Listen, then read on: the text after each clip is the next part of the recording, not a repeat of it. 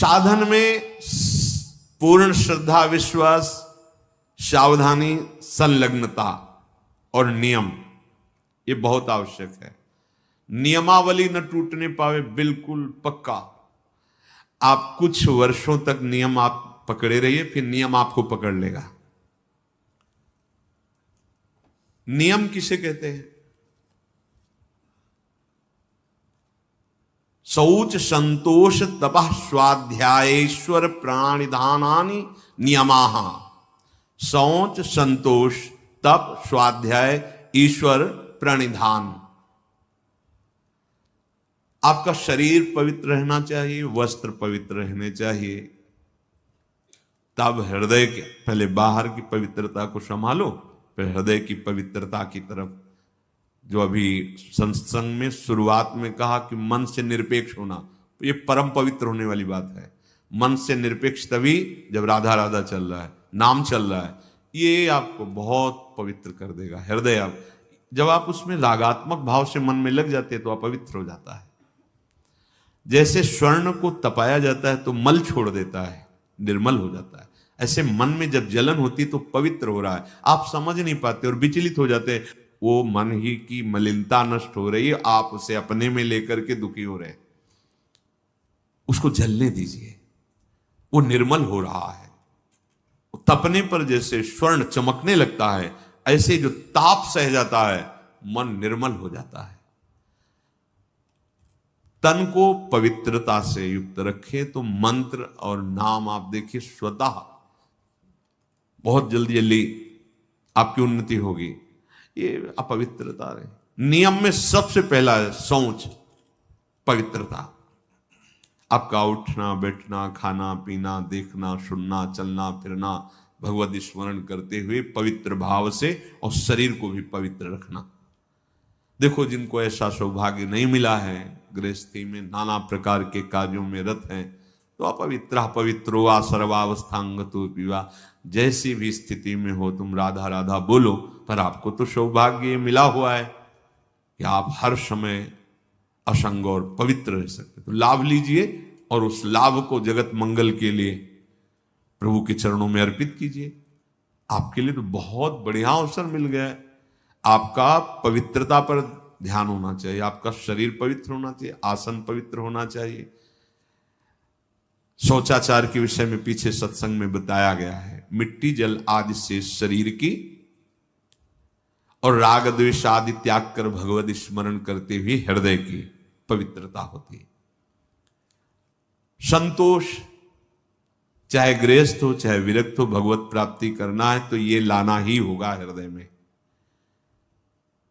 बिन संतोष न काम न साही, अछत काम सुख सपने नहीं। यदि संतोष नहीं है तो कामनाओं की बाढ़, और जहां कामनाएं हैं, कोई कोई तो कहते कि मांस वगैरह खाते हैं, पर आपके आदेश से हम ब्रह्मचर्य का निर्वाह करना चाहते हैं, त्रिकाल में नहीं कर सकते। राक्षसी भोजन पाओगे और तुम ब्रह्मचारी बनोगे, तुम आसुरी प्रवृत्ति धारण करोगे, और सच्चिदानंद में बिना चित्त जोड़े तुम इन दिव्य व्रतों का पालन कर सकते हो? कदापि नहीं।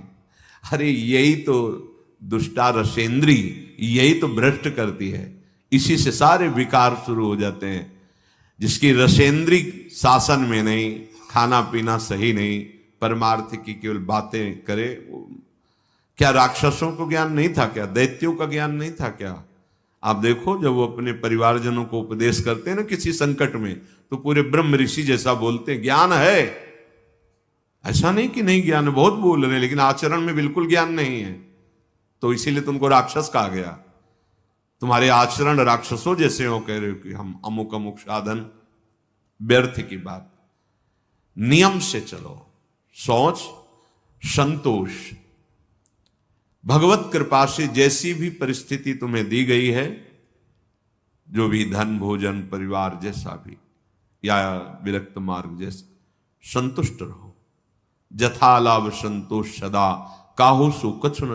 बड़ा शांत मार्ग है, बड़ा गंभीर मार्ग है ये, बड़ा सहनशीलता की जरूरत है। और सही पूछो तो आपको कोई दुख है ही नहीं। आपको कुछ चाहिए ही नहीं। आपके अंदर दुख और चाह जो आई उस शरीर को लेकर, संसार को लेकर आई है। इसीलिए आपको संतोष, अगर संतोष धारण करोगे तो आशाएं नष्ट हो जाएंगी। आशाएं नष्ट होंगी तो दुख का नामो निशान मिट जाएगा। आशा ही परमम दुखम, नैराश्यम परमम सुखम। जैसी भी प्रभु ने परिस्थिति दी, जो भी आपके पास, वो भगवत कृपा से उसी में संतुष्ट रहना सीखो। तीसरा, तपह, तपस्या। अब भगवत मार्ग में जो आपको नियमावली दी गई है उसके पालन में प्रमाद नहीं होना चाहिए। ये भगवत कृपा से जो भी सच्चे मार्ग का पथिक है उसमें ये देखने को मिलेगा। कैसी भी दुखद परिस्थिति हो, नियम इतना बड़ा बलवान होता है कि वो अपने आप उसे समय से, ये पक्का, आप पहले नियम पकड़ो फिर नियम आपको पकड़ लेगा। भारी से भारी कठिन परिस्थिति में भी नियम में बड़ा बल है। वो अपने आप दिनचर्या को, जिसकी आसक्ति हो गई दिनचर्या में, वही उत्तम उपासक है। अगर 3 बजे से आपकी दिनचर्या है तो 2:45 बजे आप आके बैठ गए। 6 बजे जाना है तो 6 के बाद प्रणाम करके सबसे नाम जप करते थे। ऐसा नहीं कि हम फिर 4:30 बजे आ जाते हैं, 1 घंटा गए तो हम हैं। ये दिनचर्या नहीं, ये प्रमाद है। जिस समय जो आपकी दिनचर्या बन रही है, देखो आजीवन 2 बजे नींद त्यागने का गुरुदेव ने बचपन में अभ्यास बना दिया। समीप ही वो आप तखत पे शयन करते, समीप उठ देख उठ, 2 बज गए, माला ले बैठ जा। जी महाराज जी। वो आप बैठे ऐसे और नीचे, गुरु कृपा से आज तक कष्ट हो या कुछ भी हो, जो दिनचर्या है वो दिनचर्या है। वही दिनचर्या हमारा भगवान है, दिनचर्या ही हमारा स्वरूप है, दिनचर्या ही हमारी तपश्चर्या है। उसके लिए प्रमाद नहीं होता। अगर शरीर में जान है तो दिनचर्या में बाधा नहीं पड़। देखो बड़े बड़े सिद्ध महापुरुषों की देखो, श्री सनातन गोस्वामी जी वृंदावन से गिरिराज जी की परिक्रमा रोज लगाने जाते। जब वयोवृद्ध हो गए तो गिरिराज जी में लालजू महाराज प्रकट हुए और कहा, बाबा देखो हम तो हर समय आपके मानस पटल पर छाए रहते हैं, आपका शरीर वयोवृद्ध हो गया, आप काहे को आते हो? अब आपको परिक्रमा की क्या जरूरत है? अब मत आया करो। जी। दूसरे दिन फिर पहुंचे। लालजू ने कहा था बाबा क्यों आ गए आप? हमें पीड़ा होती है, आपका बहुत वृद्ध शरीर। प्रभु रहा नहीं जा रहा है, उस शरीर का एक अभ्यास बन गया, रहा नहीं जा रहा है।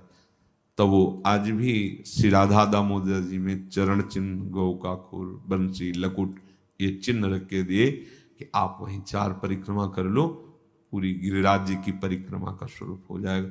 हमारी बात मान लो, हमारी प्रार्थना मान लो। प्रभु कह रहे हैं जब आप अपने समय, तो जो आपको कष्ट मिल रहा है, तपश्चर्या किसे कहते हैं? जो आपको कष्ट सहन करना पड़ रहा है। मान लो 2 बजे किसी को नींद ना आती हो तो 2-3 बजे तो आ ही जाएगी। 4, 5, 6 आराम से सो, ठंडा मौसम हो जाता है, बढ़िया। यहाँ 1:30 बजे से शुरू हो गया है। अब जो नींद का समय तो इसमें जा रहा है। अब ये जो कष्ट आपको सहना पड़ रहा है, ये आपकी भारी तपस्या हो रही है, आपके दुष्कृत नष्ट हो रहे हैं रोज का रोज आप। और हम सिद्ध महापुरुषों को देखा है, ये 2 बजे की दिनचर्या बड़े बड़े सिद्धों में देखी। शैनपुर में तो स्वामी श्री मग्नानंद 2 बजे, पूरा परिकर सहित 2 बजे। अरे भगवत प्राप्ति के लिए जीवन मिला, सोने के लिए थोड़ी मिला है। थोड़ी देर विश्राम कर लिया, लग गए दिनचर्या में। जब ज्यादा शिथिलता हुई तो दिन में 1 आध घंटा विश्राम कर लिया।